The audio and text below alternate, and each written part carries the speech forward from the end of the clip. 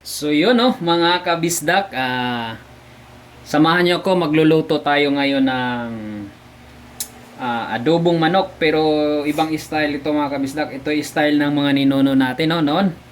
So simpleng adobo lang, iba-iba naman kasi yung klase ng pag-adobo no. So meron tayo dito ngayon na 3/4 na breast part ng chicken. Tapos ito pa yung mga ingredients natin, ayan. Meron tayong luya. So maraming luya mga kabisdak para hindi malansa no. Alam naman natin na medyo malansa yung manok. Tapos maraming bawang. Ayan, tapos may sibuyas.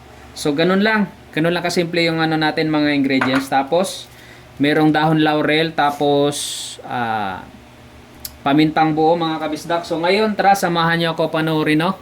So bagong lahat, bago tayo magumpisa mga kabisdak, sa mga bagong pasok diyan kay Bisaya, kung hindi ka pa subscriber kay Bisaya, huwag mo na sana kalimutan i-subscribe ang ating munting channel para unti-unti siyang mag-grow. Maraming salamat sa walang sawang sumuporta kay Bisaya no.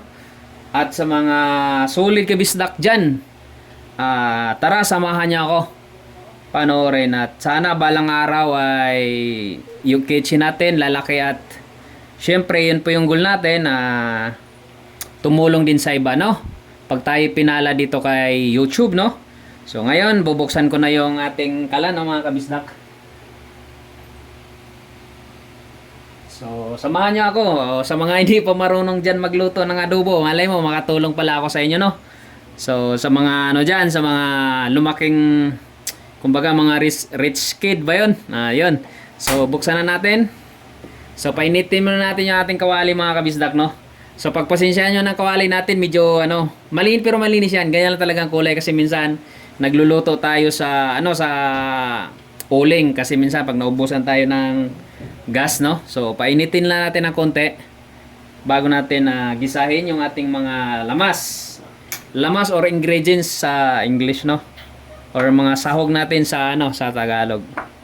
So yan, sa mga solid kabisdak or sa mga Bisaya dyan, mag-comment kayo dyan sa baba kung anong mga dapat nating lutuin. Request nyo sa susunod kung anong dapat nating lutuin. Okay? Request lang kayo dyan mga kabisdak. So ngayon maglagay na tayo ng konting mantika.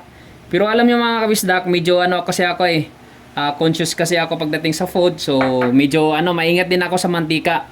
Hindi ako gaano nagmamantika kasi alam naman natin pag pumasok sa katawan natin mantika, hindi maganda sa katawan pag lagi mantika. So ngayon lang tayo mag adobo no. So moron gulay po talaga tayo mga kabisdak. Siyempre namimiss natin. Ganoon naman sa lifestyle. So kailangan nating kung tumikim din ng medyo karne na medyo masarap na Kasi puro laswa lang tayo. Or lawoy sa Tagalog no. So mga ganoon na gulay lang, puro gulay. So nasanay kasi yung mga anak ko. So ngayon mga kabisdak, gigisahin natin tong ating uunahin natin lagay yung yung ating luya.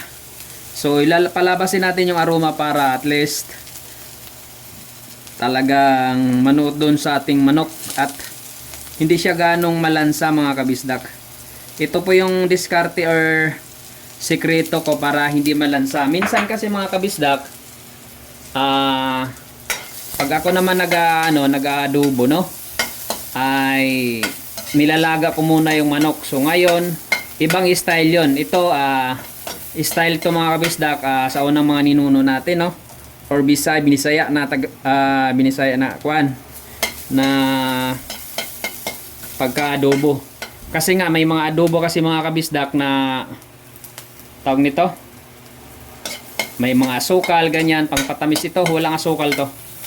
So binisaya gini siya. So ayan, gisahin natin. Isusunod na natin yung bawang at sibuyas sama-sama na. Ayan, hindi lang kasimple mga kabisdak. So antayin lang natin maluto yung bawang, sibuyas at luya. Ayan, inorong-orong ko lang yung camera natin kasi yung cameraman natin ay ang aking kuya na si Kuya Ivan. So practice daw siya ng pagiging cameraman kay Papa para magkaroon siya ng sahod pag nagsahod si Papa dito sa YouTube no. So yun, sa mga nanood naman dyan sa ating Facebook no, huwag naman sana kalimutan i-follow ang ating munting Facebook. So kakaumpisa lang ng page natin no. Same din sa ating Bisaya Ko TV. So ayan, antay-antay lang natin maluto mga kabisdak yung ating tawag nito, mga ingredients, no? So yun, no, mga kabisdak, ilalagay na natin yung ating manok. Okay, dyan lang kuya, huwag mo lang likutin yung camera, ganyan lang. Ayan.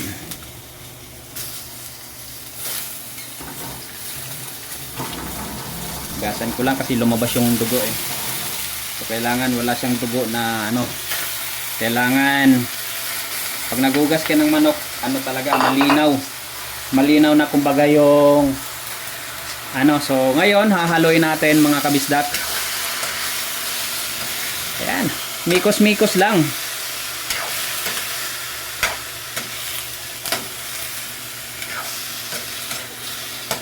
So ngayon mga kabisdak, huwag nyo kaagad lagyan ng patis at tuyo, no? So ngayon tatakpan muna natin. Papakatasin natin muna yung manok, no? So mamaya tingnan natin, after mga 2 minutes lang pakatasin natin yung manok, tinakpan muna natin. So ayun mga kabisdak, check na natin kung nakakatas na. Yan na, nakakatas na siya mga kabisdak, no? So haluin natin. Naku po, nahulog pa yung mga lamas. Ayan, halo-halo lang mga kabisdak. Ayan, kumatas na yung manok natin. At na absorb na rin yung ano, yung aroma ng sibuyas at ating mga ano, luya. Okay, so ngayon lalagyan na natin ng toyo mga kabisdak, no? Ayan, di ko lang papakita gaano yung ano kasi baka sabihin nag-promote tayo ng product. Okay, so tatakpan ko lang, hindi naman tayo nagpo-promote eh. Pinopromote natin yung ating channel. Ayan. Ayan, ganun lang mga kabisdak. So huwag nyo na lagyan ng tubig Suka lang mga kabisdak. Okay. Dagdagan natin konti. Kasi magtutubig na yun eh. Ayan, huwag na rin maglagay ng asin kasi maalat. Okay, ganun lang kasimple mga kabisdak. So ngayon, ilalagay na natin tong ating dahon ng laurel. So ayan mga kabisdak, malay natin na hindi pala kayo marunong mag-adobo sa nakapanood dito. Ganito lang, ganyan lang kasimple. So para ano, makakain na yung mga anak nyo. So ako ay syempre kasama ko yung mga anak ko mga kabisdak, ay tayo ay single dad, tayo lang bumubuhay sa mga bata.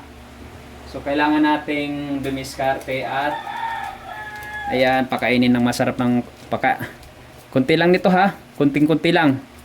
Yan. Yung MSG yan, masyadong mataas, pangit pag masyadong marami. Okay, so haluin natin. So naway i-share nyo at panoorin nyo hanggang dulo na ating video kasi malaking tulong na yung kay Bisaya. Dahil si Bisaya ay wala namang trabaho din.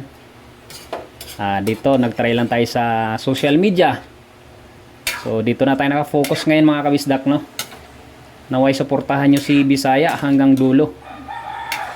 Marami tayong pangarap. Gusto rin nating makatulong sa ibang tao balang araw pag tayo pinalad. So medyo ano mga kabisdak, dagdagan natin ng konti. Medyo ano nabitin sa tuyo. Ayan na. Then haluin natin. So yung iba mga kabisdak, naglalagay sila ng oyster sauce, mga ganun. So dito sa adobo natin wala, kasi ibang style na adobo ito. Okay, simpleng adobo lang. So takpan natin. So mga after hahalo-haluin natin. So ganun lang siya mga kabisdak, mamaya panoorin nyo. So yun mga kabisdak. Ito na after 5 minutes. Ayan na yung adobo natin. So luto na mga kabisdak. So ganun lang siya kadali, no? Kaya baka may nakapanood nito na hindi marunong magluto. Ganun lang kasimple. Pag hindi kayo marunong mag-adobo, ganun lang. Binisaya. So ayan. Kunting lang. Yung iba kasi pulang-pula, no? Kasi may oyster sauce lang nilalagay. Tapos nilalagyan nila ng ng cornstarch para malapot. Pero itong adobo natin wala. So ganun lang mga kabisdak, no?